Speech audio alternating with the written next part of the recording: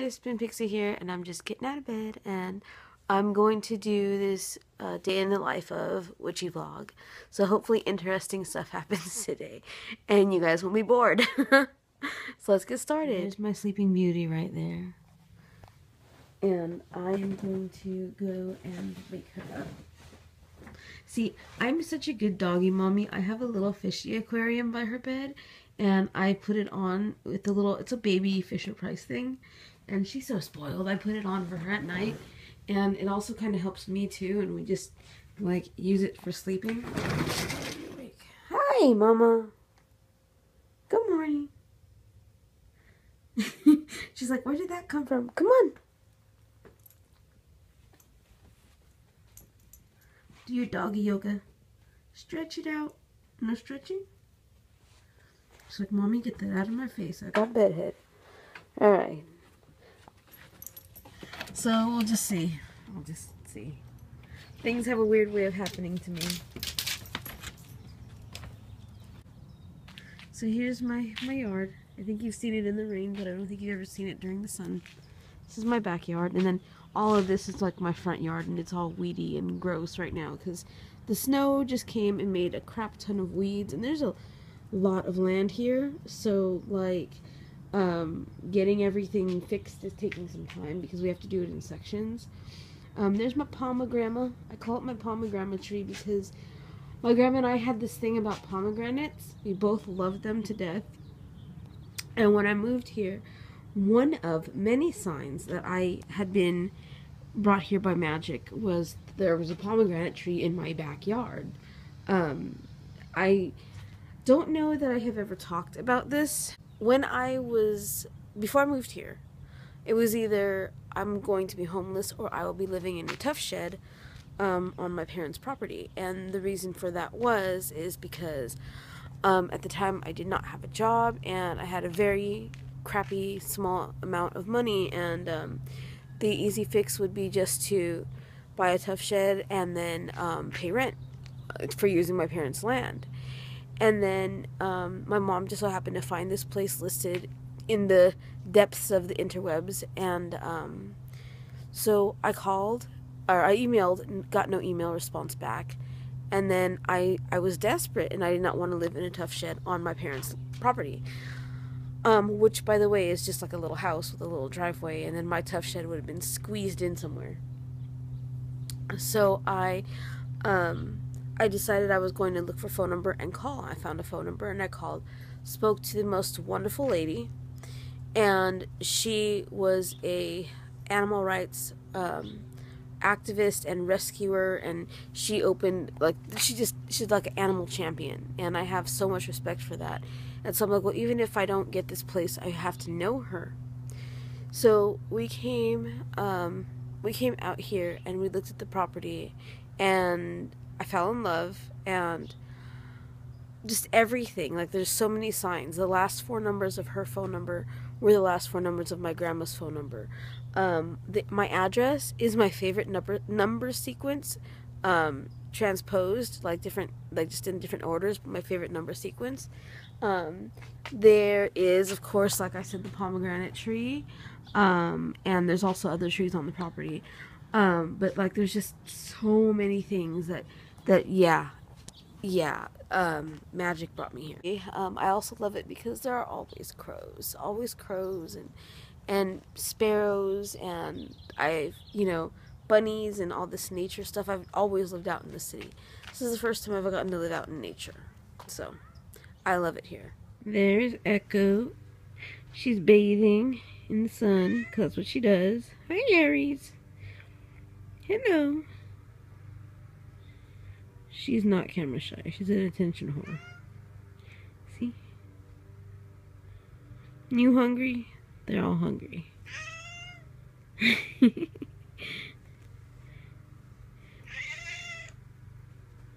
She's just hamming it up. Alright, it's breakfast. Show you some of the stuff in my room, on my walls hanging up. I don't know why, I just kind of figured I'd show you. I have my little sun picture there. And then over here I have my moon picture. It's a mirror, but I don't use it as such. I just like the frame. And there's a funny story about this. I got it from a yard sale, and the guy was selling off everything that he had made for the... There's me, I'm a mess. You don't see me though. He had made all this stuff for a girl he liked, or a lady he liked, and she did not feel the same way about him, and so he was doing a yard sale trying to sell it all off, which was really sad, but we got some awesome stuff from it. And like, it feels bad because I feel like I'm reveling in somebody's grief, and I'm really not. It's just, it just so happened that way. And it sounds horrible, doesn't it? It sounds really horrible. Okay, so this is an Indian sun that my grandmother cross-stitched and then beaded. I don't know that you can see. And in the corner there she has her name, J. Samonyego Barron. That was her maiden name, and then Barron's my grandpa's name. And my grandma's name was Julietta. So this is the sun that she crafted. Oh man, if I could only craft the way that she could. So I keep this in my house because I think a lot of the reason, other than magic, that I got this house is because my grandma always had a need to look out for me. And yeah, so I keep this. And then there's a lei you can see around it. That was from Hawaii Day, where my grandpa lives, and that was my grandpa's lei. So I keep it around my grandma's picture because my grandpa followed my grandma like a puppy dog when she was alive. She was more like the mountains and he's like the ocean that surrounded her, you know, and that's why I keep it there. This is the other part of that picture frame I showed you earlier. This was also there. Oops, sorry. And I love these kinds of artworks. So my mom has a lot of like Tibetan suns and stuff like that, and I like the moon and sun thing. Like, and now I think I will take you over and show you the fairy altar. Actually, before I do that, I'm going to show you this. This was my grandma's plaque, and it always kind of, it always hung in our house somewhere. If you look at the house, it sort of looks like it's yelling for help. Like, I don't know if it's just me and like the wonky things that I see, but it's like the little door, it's like it's yelling for help. It's like, help, get these crazy people out of me. So yeah, so there's that, and now let's walk over and see the fairies. Okay, so here's my fairy altar. And so the mushroom lamps, they are lamps, they do light up, and I have had them for years. I have two of them, one there and then one over there.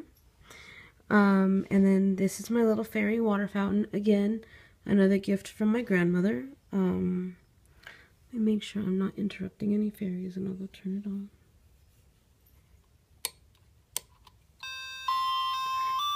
And it is a water fountain.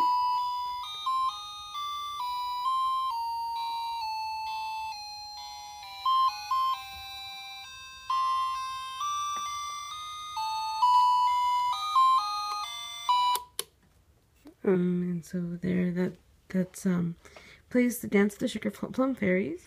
And then I am lighting currently honeysuckle incense for them. It's tangerine honey incense. It's by him, and it smells really yummy, and they seem to really enjoy it.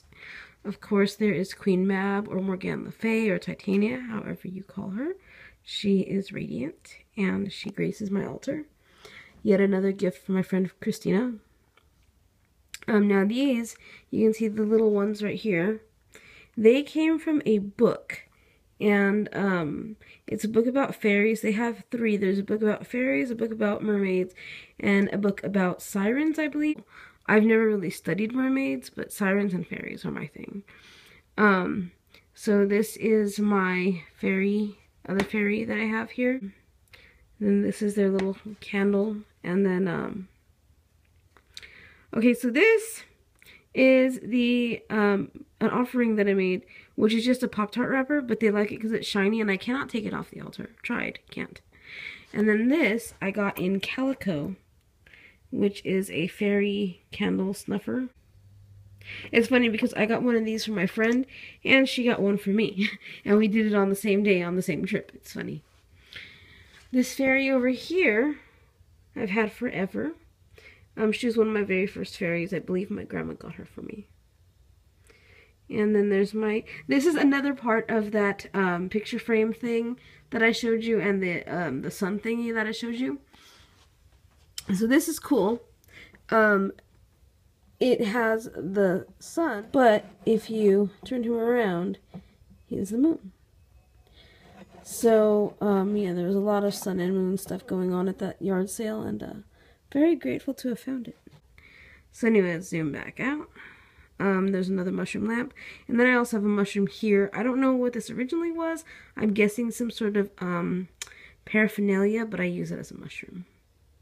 Because of the way the holes in there line up, it looks like it was something before.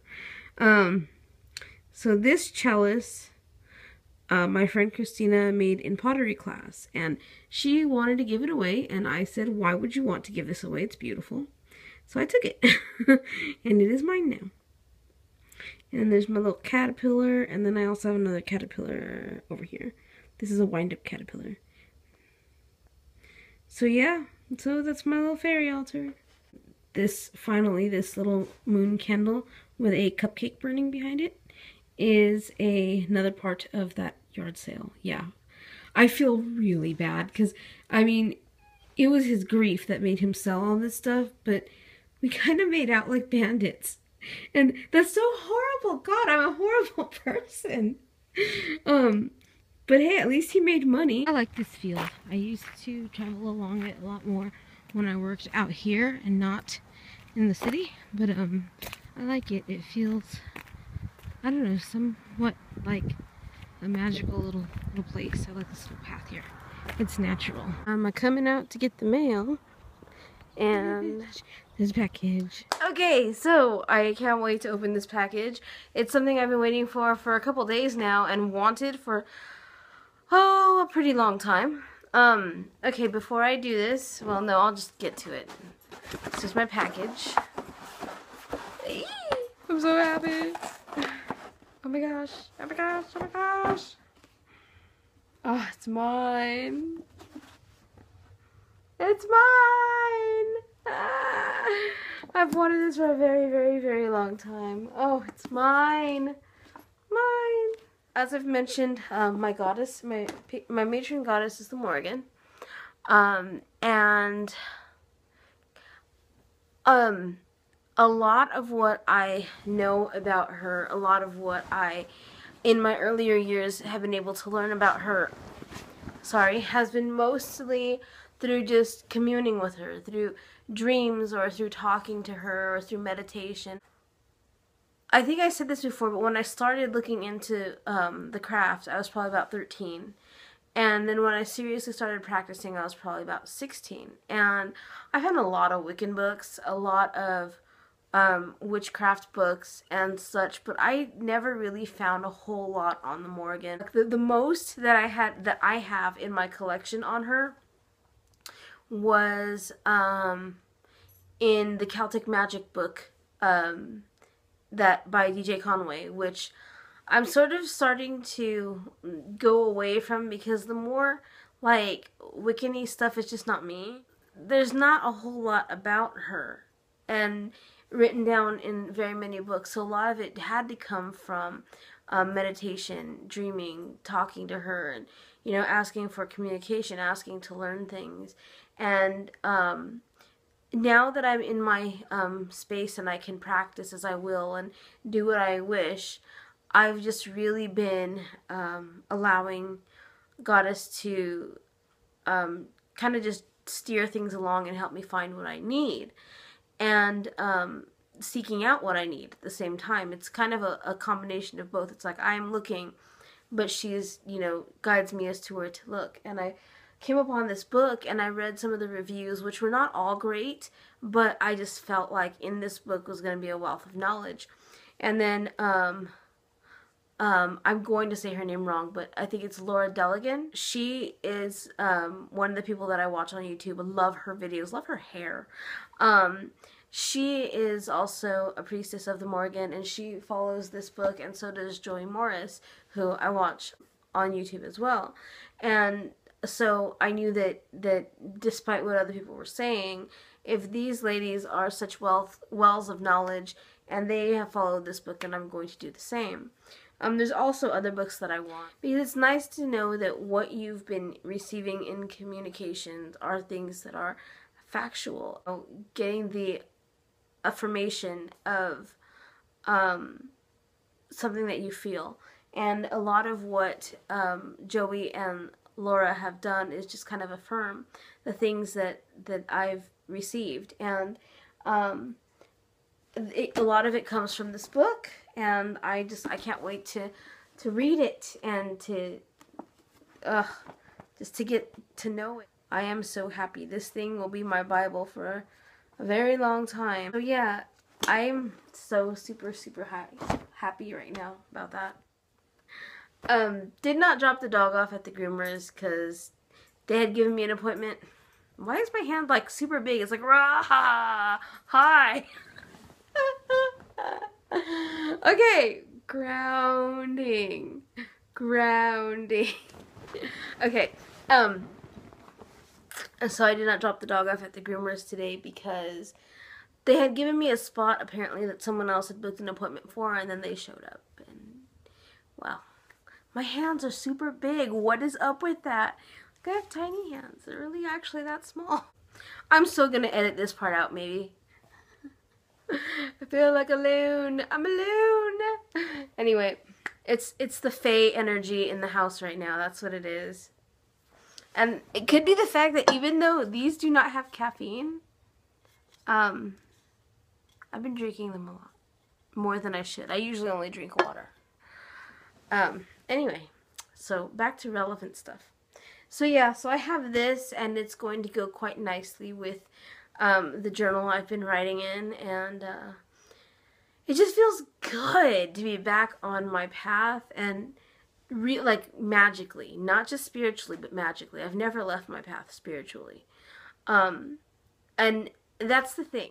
I don't want anyone to misconstrue what I'm saying as I take Morrigan as a pick her up, put her down goddess. That's not what I'm saying at all. I walk my path in here. I walk my path here. I walk my path here. Okay?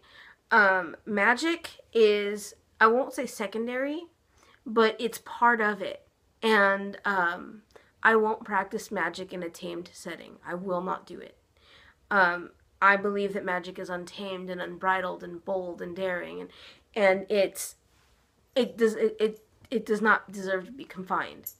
And when I feel confined, I don't feel like I do my best magic. And so I don't want anyone taking this as I'm saying that, oh yeah, I just kind of, took a break from her. No, that's never been the case. I just have not had the space to work properly with my goddess. So it had to come from the bones of my path. How I live, how just the parts of me that is the true witch, and working magics when I could, when it didn't have to be confined. Spiritually, I've always been on my path. Magically, with the ability to do magic and the ability to do ritual, it just was not in the cards when I lived under the same roof as my family. I kind of almost felt closeted again, but now that I'm able to, go for it, I've had my talks with Goddess, and, it's, you can't live this path without regular communication with your goddess. You can't live really any path with a goddess as your matron goddess without communication. That's not how it works. You can't say that you're a witch and never talk to your goddess, never worship your deity, never work with your deity. You can't do that. That's not what this is. It's not, oh yeah, well, I do that stuff sometimes. You can't dabble. Because when you dabble in things, you run into trouble. And, so I don't want anyone misconstruing what I'm saying as that I take my goddess as a pick 'em up, put 'em down goddess, because that's not the case. So now that I'm able to just allow myself to go nuts and be a witch and be free, then hey. So this is book 1. There are more books to come. Oh, love it. Love it. Love it. Like, her energy is just in this. I already know. Her energy is just in this. So, I have to go read. And I'll probably vlog more later. But if not, I'll see you in the next one, guys. Many blessings.